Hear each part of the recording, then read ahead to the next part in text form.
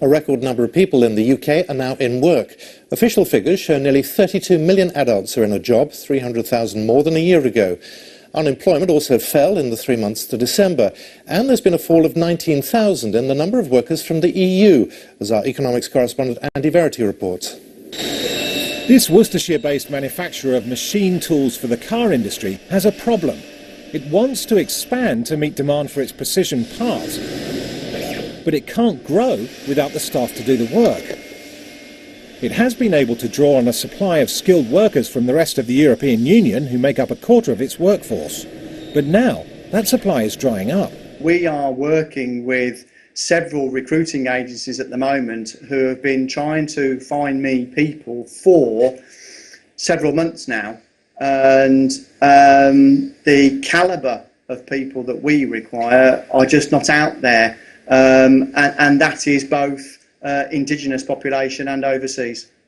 The number of workers in the UK from the rest of the European Union has been growing by hundreds of thousands per year.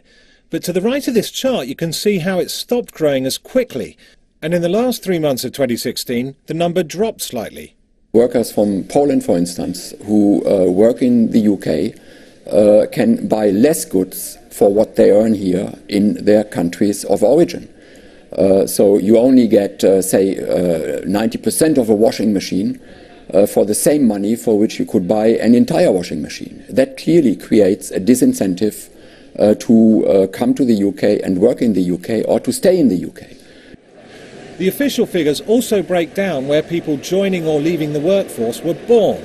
The number of workers born in the UK dropped by 120,000, but the number of workers who weren't born in the UK increased by 431,000. Many people would argue that we can't carry on with the immigration numbers that we've had in recent years. So the effect of that must be that we get better at retraining our own workers, reskilling our own workers, and bringing into the employment market groups that were previously not unemployed but inactive.